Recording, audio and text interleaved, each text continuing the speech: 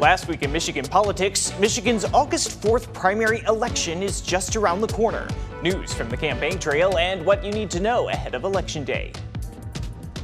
Plus, a legal battle that lasted over a year and ended in a veto of 9 bills from the state's governor left lawmakers and advocates fuming. What they announced this week for their next step. And the newest bridge between the U.S. and Canada is now open to traffic, as festivities surrounding it had appeared to spotlight the divide between the two neighbors. I'm Josh Alburtus, and this is your 13 on Your Side rundown.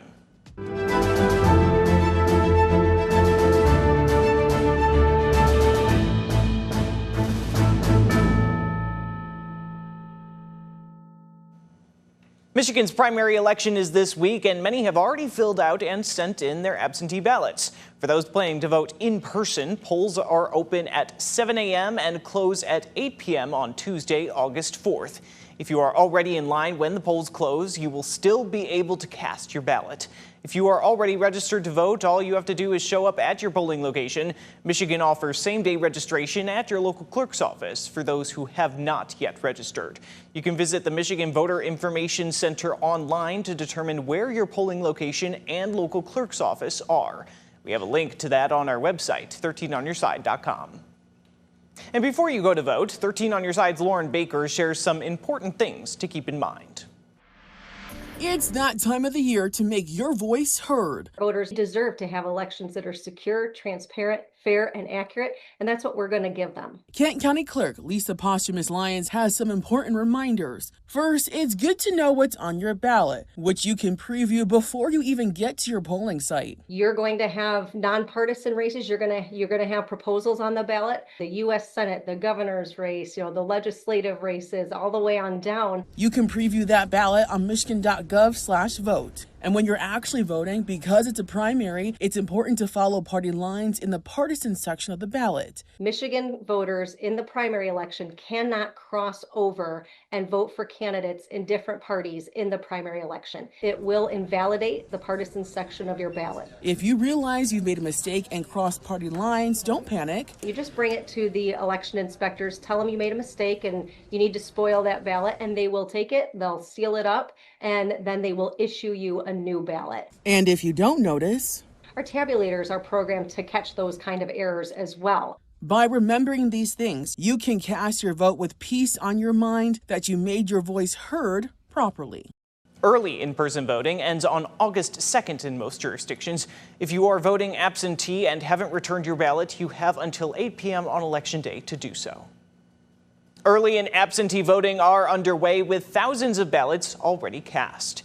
Candidates were crisscrossing the state late this week, hoping to convince voters to support them. This is a map of some stops on Thursday. On election night, everyone will be watching for the final results to come in, but in case it takes a while, you may need to be patient and aware of the checks and balances in place. It gets later and later in the night, and you may be looking for an answer as to how these races went before you go to bed. But that can take a bit of time. The biggest thing to think about when you're looking at the time it takes for election results to come in is the number of checks and balances that are happening in this process.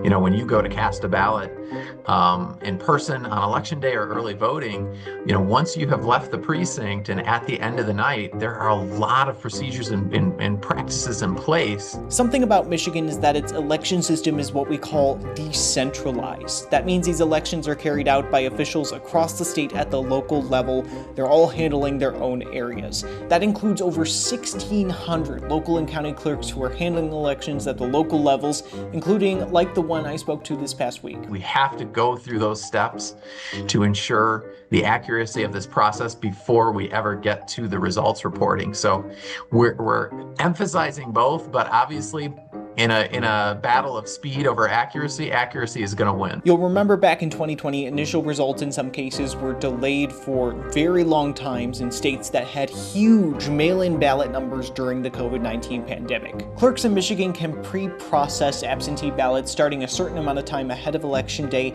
depending on how big the jurisdiction is. They're verifying the signature has been verified. They're looking at the ballot numbers and verifying all that information. They're verifying the count of voters, and they are processing them through the voting machine, but they're not tabulating those results until the end of election night at 8 p.m. But in any case, there is quite a bit to do before those results can get reported. When voters vote by absentee ballot, there's a number of checks that go into the process that look a little bit different than when a voter is standing in front of an election worker and gets issued a ballot. There's actually more steps involved. They're ensuring that the signature area was verified.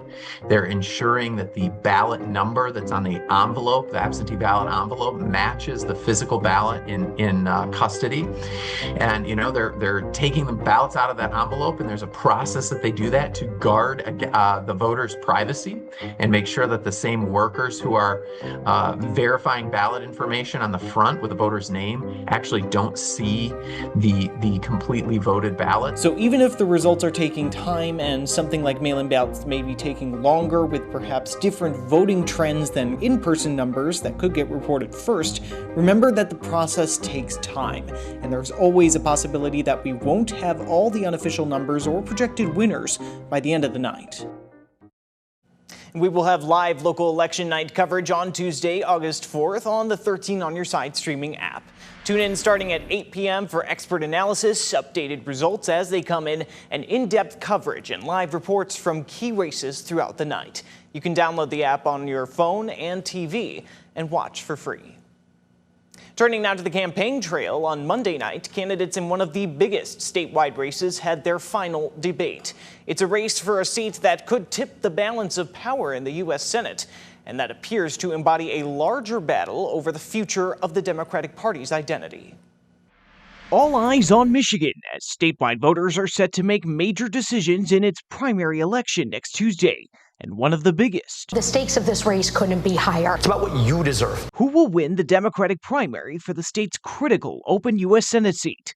Congresswoman Haley Stevens is widely viewed as a moderate persona, securing the endorsement of figures like Governor Gretchen Whitmer and Senator Gary Peters, whom she's looking to replace. Michigan needs a workhorse, and I am offering these ideas on day one. Meanwhile, former Wayne County health official Dr. Abdul El-Sayed has risen as an embodiment of progressive anti-establishment sentiment and has gained the backing of names like Senator Bernie Sanders and Congresswoman Alexandria Ocasio-Cortez. I'm looking forward to the conversation about how we get money out of politics, put money in your pocket, and pass Medicare for all. Monday's debate at times was a recap of issues that have defined this months-long road to the primary. Things like foreign policy and the presence of big spending in the race. El-Sayed heating Stevens over massive outside support for her candidacy, while Stevens taking issue with what she argued was El-Sayed's reluctance towards personal financial transparency. It really comes down to how are you funded? The only thing that ever motivates my work is the people of Michigan. Candidates also taking questions from the audience, including on a top issue for Michiganders amid storms and rising utility rates. What federal policies or grid investment standards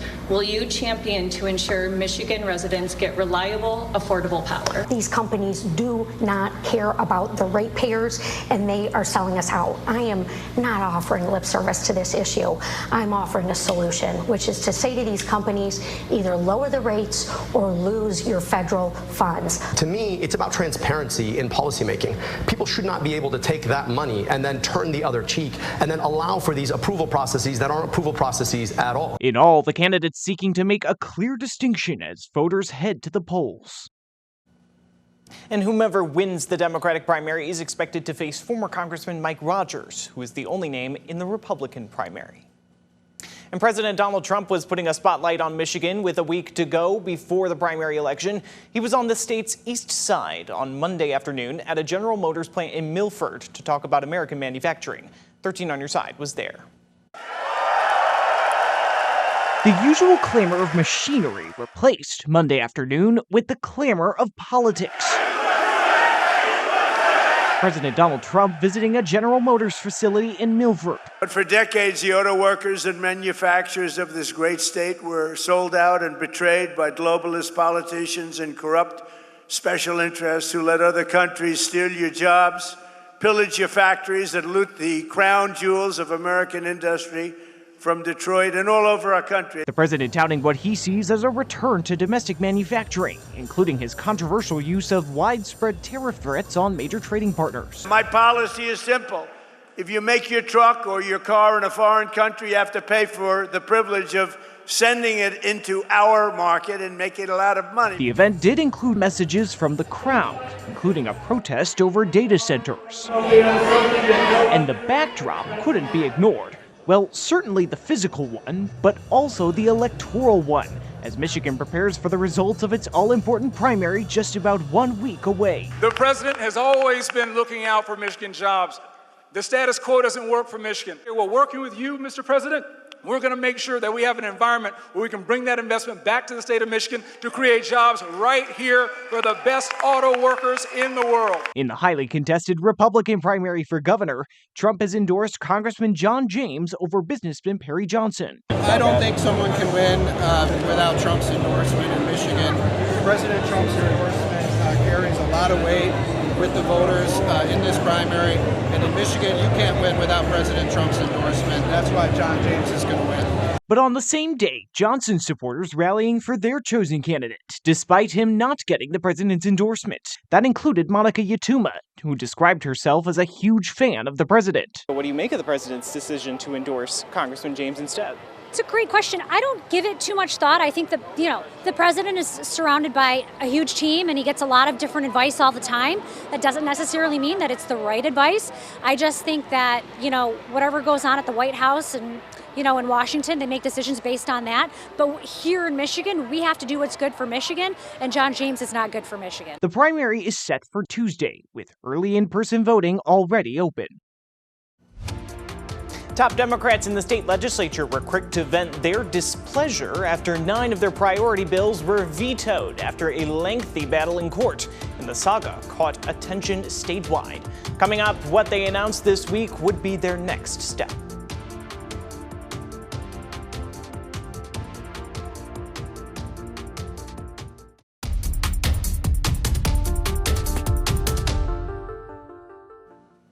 At the state capitol, Democrats in the state legislature are reintroducing 9 bills that were at the center of a lawsuit between the Democratic-controlled Senate and the Republican-controlled House.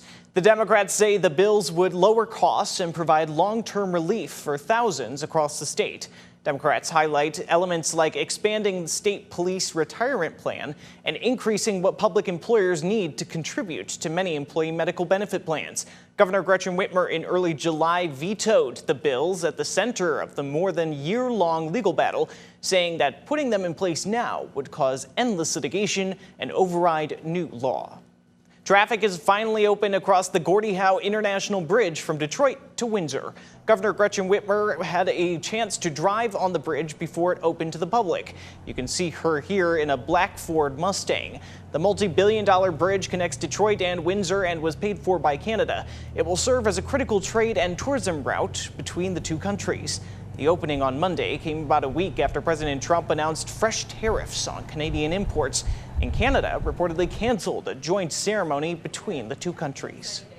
Michigan's Department of Transportation is preparing for the next 5 years of travel, and now's your chance to make your voice heard. You are now able to leave a comment on the department's draft of its 5-year transportation program.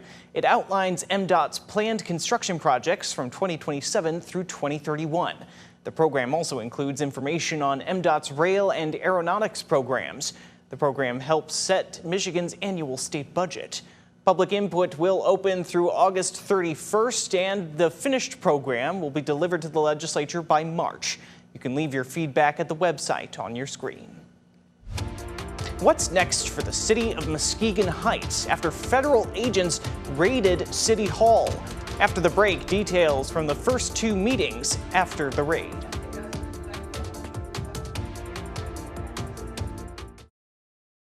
What's next for the city of Muskegon Heights? In late July, federal agents raided City Hall, among other Muskegon County locations, as part of what the county prosecutor called a financial and drug crime investigation. Interim city manager and fire chief Sean Derek Roberson was put on paid leave. On Monday, the city had its first council meeting since the raid, where the mayor made it clear the raid was not going to be discussed. However, the council did vote 5-1 to appoint the city's police chief as acting city manager. Later in the week, a second meeting where they discussed a 90-day plan that seeks to address the city's financial issues left some residents saying they don't feel any better about the future of the community. 13 on Your Side's Nick Nelson was at that second meeting. This is like an episode off of a TV show. It's a lot for this small community. In the week following a state and FBI raid that officials say are part of a financial and drug crimes investigation into city officials, residents of Muskegon Heights are left with more questions than answers as to how it got this way. In the wake of the raid and months of controversy surrounding the city's finances, Councilmember Andre Williams Jr. presented an outline for a 90-day plan to address the city's financial dire straits. There is no hero that's going to come in and rescue the city of Muskegon Heights.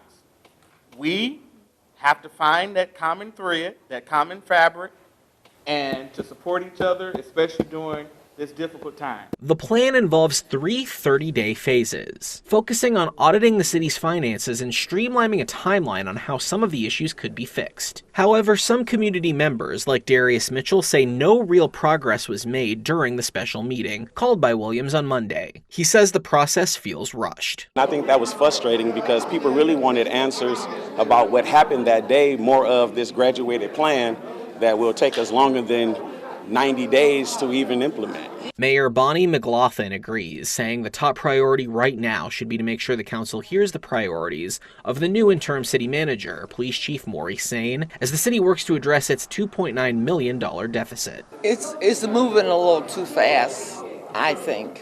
We need to get together, think about what we're doing, give it time, and work together to find the right person, right fit for our city. With the confusion surrounding the plan, residents and the council were only able to discuss Phase 1, addressing the city's finances. And that's what happens when things are in crisis and you don't have any processes. You just start throwing spaghetti at the wall to see what sticks. And that's not the right approach, because even though we are behind, the last thing we need to do is move forward inefficiently or in the wrong direction. The next city council meeting was expected for August 10th. Mayor McLaughlin said she hopes to discuss Sane's role in depth at that meeting. Elected officials in one of the state's largest public school districts are now on the search for that district's next leader. After the break, we're hearing from the board's president on the search and from the current superintendent on her years in the role. The search for a new superintendent in the Grand Rapids Public School District is officially underway. Dr. Leadrian Roby is leaving in June of next year after being hired in 2020. The president of the school board, which is publicly elected by local voters, told 13 on Your Side that Dr. Roby asked for a 1-year contract extension in February. Once granted, he said, the board knew they would need to start their search fast. 13 on Your Side's Jordan Hatfield has more on the announcement. This will be the beginning of my 7th year, and I think it's, you want to make sure that you have fresh ideas and new things and be invigorated, and I think it's time. Dr. Leadrian Roby is preparing to leave her role as superintendent of Grand Rapids Public Schools, and the board is on the hunt for her replacement. We're hoping to have someone chosen by November of 2026. And so we're hoping to get that process moved pretty quickly. But that doesn't mean Dr. Roby is on her way out the door just yet. I want to make sure that there is a strong handoff to my successor. Dr. Roby was named to the job back in July 2020. Over the years, hard decisions had to be made. We want to make decisions that impact our scholars, our staff, and their families, that keep them safe and keep them healthy. And sometimes it means you got to make some decisions that won't always be popular. And sometimes that's meant butting heads with members of the school board, like back in April when Dr. Roby recommended that Deputy Superintendent Dr. Brandy Lovelady Mitchell not have her contract renewed. The board ultimately renewed the contract. Me liking or disliking, that's not germane to how do we continue to move our district forward. Still, Dr. Roby's proud of her time in the district, from working on the facilities master plan, improving school buildings, and increasing graduation rates. I think I've built on the foundation of what my predecessors have done, and I think we're in a good place where the district can go to the next level, and I'm excited to see what happens with it. She knows that this is the right time for her to move on. I'm not the longest superintendent. My predecessor served 8 years, but for me to serve 7 years as superintendent of such a beautiful district, that says something for not only the support of our board and the support of our staff and our community, but sometimes it's like you got to know when it's time to do something new and to challenge yourself so that you stay fresh. Now, the district also announced Tuesday multiple ways for the community to get involved in the process, with 4 town hall meetings open to the public. The first town hall will be August 11th at 6:30 at Southwest Middle High School. They will also be offering a survey. We'll have the dates and locations for the other town halls on our website, 13onyourside.com.